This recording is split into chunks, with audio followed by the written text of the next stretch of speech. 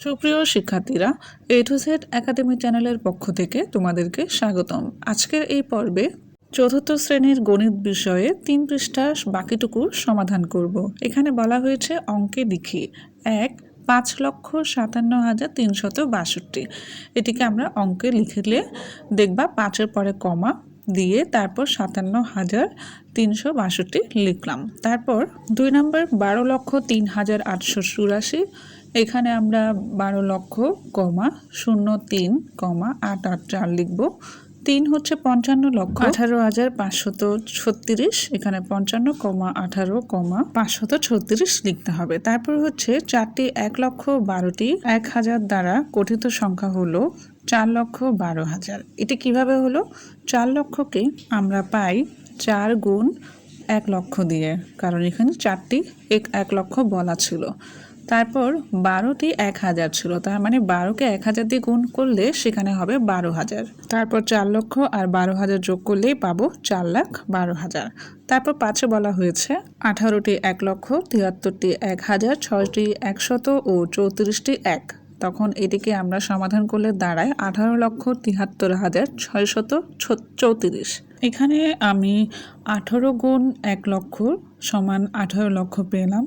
73 গুণ 1,000 সমান 73,000, 6 গুণ 100 সমান 600 আর 34 গুণ 1 সমান 34। তাহলে যোগ করলে দাঁড়ায় 18,73,634। পরবর্তী পৃষ্ঠার সমস্যা 3 হলো 2022 সালের হিসাব অনুযায়ী বাংলাদেশের প্রাথমিক বিদ্যালয়গুলোতে 2,10,46,091 জন শিক্ষার্থী ছিল। সংখ্যাটি কিভাবে পড়ব ও লিখব? এখানে আমাদের করে দেওয়া হয়েছে। এখানে আমাদের নতুন করে কোটি নামটি যুক্ত হয়েছে। এখানে 1 কোটি বলতে আমরা বুঝি 10 নিযুত, অর্থাৎ এখানে 1-এর পাশে 7টি শূন্য দিতে হবে। তাহলে সংখ্যাগুলোকে আমরা স্থানীয় মান আকারে লিখলে দেখতে পাই এককের ঘরে 1 আর দশকের ঘরে 9, শতকের ঘরে 0, হাজারের ঘরে 6, অযুতের ঘরে 4, লক্ষ এর ঘরে 0, নিযুতের ঘরে 1, কোটি এর ঘরে 2। তাহলে আমাদের পুরো সংখ্যাটি দাঁড়ায় 2,10,46,091। এটিকে আমরা দেশীয় গণনা রীতি বলি।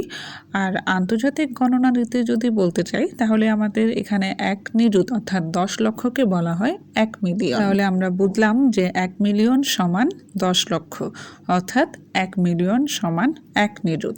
তাহলে এটিকে আমরা দেশীয় রীতিতে তো লিখলামই, কিন্তু আমরা যদি আন্তর্জাতিক রীতিতে লিখি তাহলে বিষয়টি কি দাঁড়াবে? তখন আমাদের স্থানীয় মানের এই ছকটিতে কোটি আর লক্ষ এই জিনিসটাকে আর লিখতে হবে না। এই দুটার পরিবর্তে আমরা মিলিয়ন লিখতে পারবো।